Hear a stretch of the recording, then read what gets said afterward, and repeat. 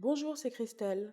Pour École Noire, je vais lire un texte d'Angela Davis intitulé La prison est-elle obsolète, traduit de l'anglais par Nathalie Perroni en 2014.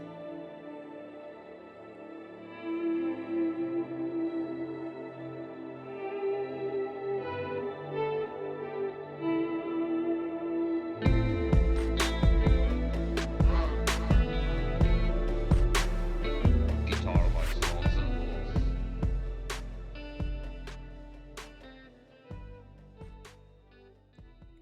Introduction. Réformer ou abolir la prison. La prison est perçue comme un élément constitutif et immuable de nos sociétés. On ignore trop souvent que le mouvement pour l'abolition carcérale est lui aussi riche d'une longue histoire qui remonte à l'époque où la prison est apparue en tant que principale forme de châtiment. En fait, on a spontanément tendance à penser que les militants carcéraux, y compris ceux qui se désignent eux-mêmes comme militants anti-prison, cherchent uniquement à améliorer les conditions de détention ou à réformer fondamentalement le système carcéral. Pour une écrasante majorité de citoyens, la suppression des prisons est tout simplement impossible et inconcevable. Les personnes qui militent pour l'abolition carcérale sont considérées comme des utopistes et des idéalistes, dont les idées seraient au mieux irréalistes et inapplicables, et au pire mensongères et insensées. C'est dire à quel point il est difficile d'envisager un ordre social qui ne repose pas sur la menace de l'incarcération des individus dans des lieux épouvantables, conçus pour les séparer de leurs proches et de leur communauté. La prison est considérée comme un élément si naturel qu'il est extrêmement difficile d'imaginer la vie sans elle. J'espère que cet ouvrage incitera les lecteurs à remettre en question leur propre présomption sur la prison. Beaucoup d'entre nous sont d'ores et déjà convaincus que la peine capitale est une forme de châtiment rétrograde et qu'elle viole les principes élémentaires des droits de l'homme. Le temps est venu, me semble-t-il, d'encourager une prise de conscience similaire autour de la question carcérale. Prenons l'exemple de la Californie, dont le paysage a été totalement carcéralisé ces 20 dernières années. La toute première prison d'État, Saint-Quentin, date de 1852. Folsom, autre établissement bien connu, fut inauguré en 1880. Entre 1880 et 1933, année de l'ouverture d'un centre pénitentiaire pour femmes à Tehachapi, il n'y eut aucune prison. En 1952, le California Institute for Women remplaça le centre de détention de Tehachapi, lui-même transformé en prison pour hommes. De 1852 à 1955, en Californie, seules 9 prisons nouvelles furent construites. Entre 1862 et 1865, on inaugura 2 camps, ainsi que le California Rehabilitation Center. Aucune autre prison ne fut construite durant la seconde moitié des années 60 ou pendant la décennie suivante. Soudain, dans les années 80, on assiste à un vaste projet de construction de prisons. Pas moins de 9 nouveaux établissements, dont le Northern California Facility for Women, ouvrent leurs portes entre 1984 et 1980. Rappelons qu'il avait fallu plus d'un siècle pour bâtir les 9 premières prisons californiennes. En moins d'une décennie, le nombre d'établissements pénitentiaires fut brusquement multiplié par 2. La Californie compte désormais 33 prisons, 38 camps, 16 établissements correctionnels et 5 minuscules structures pour femmes avec pouponnières intégrées. Je soumets cet historique de la carcéralisation du paysage californien pour démontrer à quel point la production de ce système d'incarcération massive s'est accomplie avec le consentement implicite du grand public. Pourquoi les citoyens ont-ils si facilement accepté l'idée que l'emprisonnement, d'une proportion toujours croissante de la population, leur permettrait de se sentir plus à l'abri? Cette question peut être reformulée en termes plus génériques. Pourquoi les gens ont-ils le sentiment que la prison est le garant absolu de la préservation de leurs droits et libertés? Quelles autres raisons peuvent bien expliquer la rapidité de cette colonisation pénitentiaire? La géographe Ruth Wilson Gilmore considère l'expression du système carcéral en Californie comme une solution géographique à des problèmes socio-économiques. Pour elle, ce phénomène résulte d'un surplus de capital, de terrain, de main-d'œuvre et de capacités étatiques. Les nouvelles prisons californiennes sont bâties sur des zones rurales dévaluées, plus précisément sur des terres agricoles irriguées. L'État a racheté les surfaces vendues par de gros propriétaires terriens. Puis, il a assuré aux bourgades dévitalisées, qui sont maintenant dans l'ombre des prisons, que cette nouvelle industrie, non polluante et sans risque de récession, allait relancer le développement économique de la région. Dans l'ensemble, les gens considèrent la prison comme un fait acquis. Ils ont du mal à imaginer une société sans elle. Et en même temps, nul n'a envie de regarder la réalité carcérale en face, de peur de découvrir ce qui se passe vraiment à l'intérieur de ces lieux. Ainsi, la prison est à la fois présente et absente de nos vies. Penser la conjonction présence-absence, c'est commencer à reconnaître comment l'idéologie façonne nos interactions avec notre environnement social. Nous considérons que la prison est indispensable, mais nous n'avons pas envie de savoir ce qu'il se passe entre ces murs. Après tout, personne n'a envie d'aller en prison. Parce qu'il nous est trop pénible d'admettre que n'importe qui, y compris nous-mêmes, est susceptible de se retrouver derrière les barreaux, nous avons tendance à déconnecter la prison de notre vie. C'est parfois vrai même pour ceux d'entre nous, hommes ou femmes, ayant fait déjà l'expérience de l'incarcération. Nous voyons l'emprisonnement comme quelque chose qui n'arrive qu'aux autres. C'est le triste sort réservé aux méchants, pour reprendre un mot cher à George Bush.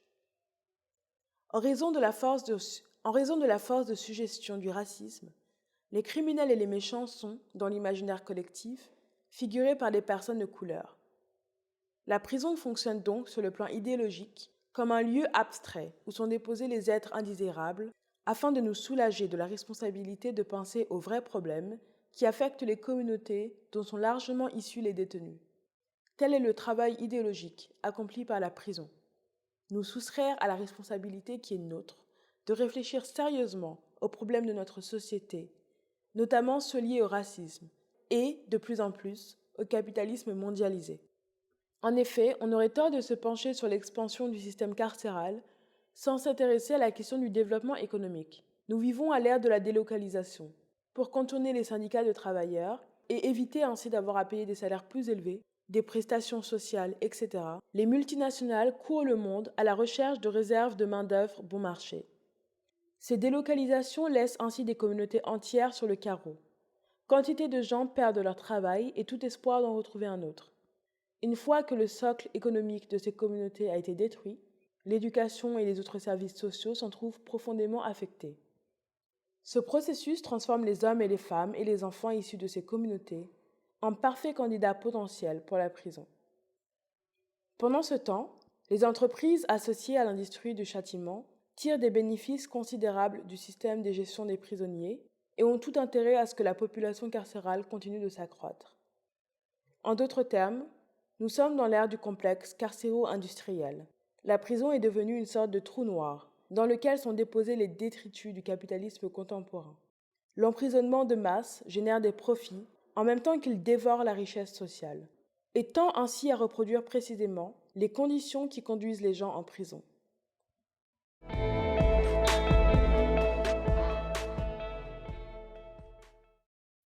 Chapitre 1. Esclavage, droits civiques et perspectives abolitionnistes. Indéniablement, l'esclavage, le lynchage et la ségrégation étaient devenus de telles références idéologiques que la plupart des gens n'auraient pas pu en prédire le déclin ni l'effondrement. Ces trois pratiques sont de parfaits exemples d'institutions sociales qui, à l'instar de la prison, étaient jadis considérées comme allant de soi. Pourtant, plusieurs mouvements n'ont pas hésité à prendre le contre-pied du discours ambiant pour affirmer l'obsolescence de ces institutions. Rien de tel pour remettre la question carcérale en perspective que de nous représenter à quel point le débat sur l'obsolescence de l'esclavage devait paraître incongru et dérangeant aux yeux des personnes qui considéraient son existence comme un fait acquis, surtout celles qui tiraient directement profit de cette effroyable machine d'exploitation raciste. Je viens d'évoquer 3 différentes campagnes abolitionnistes ayant plus ou moins atteint leur objectif afin de démontrer que le contexte social et les mentalités évoluent en partie sous l'impulsion de mouvements sociaux bien organisés. Mais si je me réfère à ces précédents historiques, c'est parce qu'ils visaient des formes d'expression du racisme. L'esclavage de plantation aux États-Unis était un système de travail forcé qui s'appuyait sur des croyances et des convictions racistes afin de justifier la relégation des individus d'origine africaine au statut légal de biens meubles. Le lynchage était une institution extralégale qui abandonnait de milliers d'Afro-Américains à la violence féroce de foules racistes. Sous le système de la ségrégation, les Noirs étaient considérés par la loi comme des citoyens de seconde classe, pour qui le droit de vote, le droit au travail, à l'éducation et au logement étaient restreints de manière drastique, voire carrément inaccessible. Quel lien y a-t-il entre ces manifestations révolues du racisme et le rôle du système carcéral aujourd'hui? Les prisons sont-elles des institutions racistes? Le racisme est-il si profondément enraciné dans l'institution carcérale qu'il serait impossible d'éradiquer l'un sans éliminer l'autre? Tâchons de garder ces deux interrogations à l'esprit en analysant les liens historiques entre esclavage aux États-Unis et les débuts du système pénitentiaire. La prison, en tant qu'institution visant à la fois à punir et à réhabiliter, est apparue aux États-Unis au moment de la Révolution américaine. Ce nouveau système de châtiment visait à remplacer la mise à mort et les châtiments corporels par des peines d'incarcération. Bien que certains anti-esclavagistes au moment de la Révolution américaine se soient élevés contre ce nouveau système de châtiment, le pénitencier fut dans l'ensemble considéré comme une avancée progressiste dans un mouvement général en faveur des droits du citoyen. L'esclavage et la prison appliquaient des formes de châtiment similaires, et le règlement des prisons était de fait très proche du Code des esclaves, non donné au dispositif légal, privant les êtres humains réduits à l'esclavage de quasiment tous leurs droits. Après l'abolition de l'esclavage, les anciens États esclavagistes ont adopté de nouvelles lois inspirées du Code des esclaves afin de réglementer le comportement des Noirs affranchis, comme du temps de l'esclavage. Ces nouveaux codes noirs instauraient toutes sortes d'interdictions: vagabondage, absence au travail et non-respect du contrat d'embauche, possession d'armes à feu, gestes ou actes insultants qui ne concernaient que les Noirs. Le vote du 13e amendement à la Constitution ne fit qu'abolir l'esclavage de manière putative. Il restait une exception et de taille. D'après l'énoncé de l'amendement, l'esclavage et la servitude forcée n'avaient désormais plus cours, si ce n'est en punition d'un crime dont l'accusé aurait été dûment déclaré coupable. Selon le Code noir, il existait des crimes dont seuls les Noirs étaient dûment déclarés coupables. Ainsi, les anciens esclaves, qui venaient d'être libérés de leur statut de forçat à vie, pouvaient se voir condamnés en toute légalité à la servitude pénale.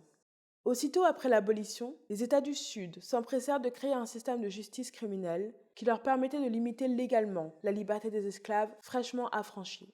Les Noirs devinrent la première cible du système florissant de louage des condamnés, considéré par beaucoup comme une réincarnation pure et simple de l'esclavage.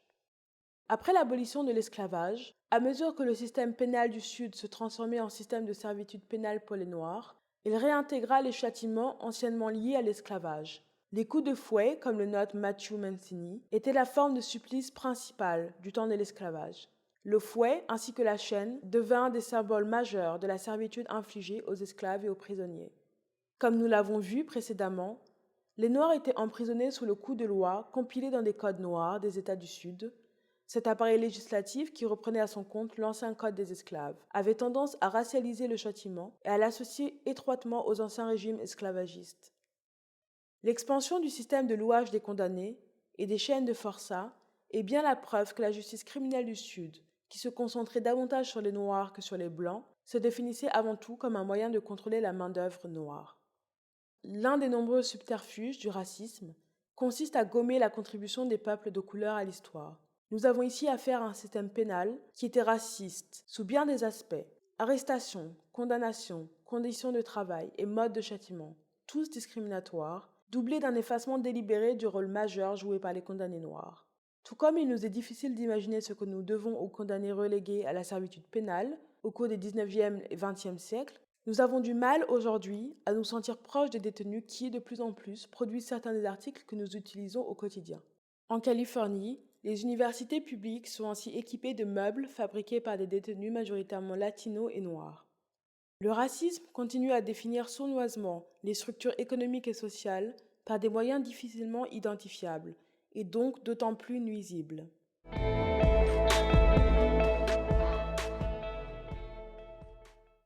Conclusion. Alternative abolitionniste. Quels moyens nous donnons-nous d'imaginer un système dans lequel le châtiment ne pourrait pas devenir source de profit capitaliste? Comment concevoir un projet de société dans lequel la race et la classe ne seraient pas les déterminants prioritaires du châtiment? Une société où la justice ne s'exercerait plus autour du souci central du châtiment. La réponse abolitionniste à ces questions consiste à imaginer une constellation de stratégies et d'institutions dont l'objectif serait de faire disparaître la prison du paysage social et idéologique de notre société. Autrement dit, Il ne s'agirait pas de rechercher des substituts similaires à la prison, comme par exemple l'assignation à résidence avec bracelet électronique, mais plutôt de réfléchir à un continuum de solutions permettant d'éviter l'incarcération. Démilitarisation des écoles, revitalisation de l'éducation à tous les niveaux, mise en place d'un système de santé dispensant des soins médicaux et psychiatriques gratuits, et instauration d'un système judiciaire basé sur la réparation et la réconciliation, plutôt que sur la rétribution et la vengeance. Ces efforts pour imaginer un nouveau terrain conceptuel, permettant d'imaginer les solutions alternatives à l'emprisonnement, impliquent de s'interroger sur les raisons idéologiques pour lesquelles les criminels ont été constitués en tant que classe, et, qui plus est, une classe qui ne mériterait pas de jouir des droits civiques et humains accordés aux autres citoyens. Les criminologues radicaux ont souvent souligné depuis longtemps que la catégorie des délinquants recouvre bien plus que les individus officiellement reconnus comme des criminels, puisque chacun de nous a déjà enfreint la loi à un moment donné de son existence. Cependant, les disparités avérées dans l'intensité de la surveillance policière, comme démontré dans les faits d'actualité par la récurrence du profilage racial, expliquent en partie les disparités liées à la race et à la classe sociale, dont les taux d'arrestation et d'incarcération. Par conséquent, si nous sommes prêts à analyser sérieusement les effets de notre système de justice, basé sur la race et la classe sociale, nous verrons que d'énormes quantités d'individus sont en prison pour la seule raison qu'ils sont noirs, chicano, vietnamiens, amérindiens ou simplement pauvres, toute origine ethnique confondue. Ces gens atterrissent en prison non pas tant pour les crimes qu'ils ont en effet peut-être commis, mais parce que leur communauté d'origine est criminalisée.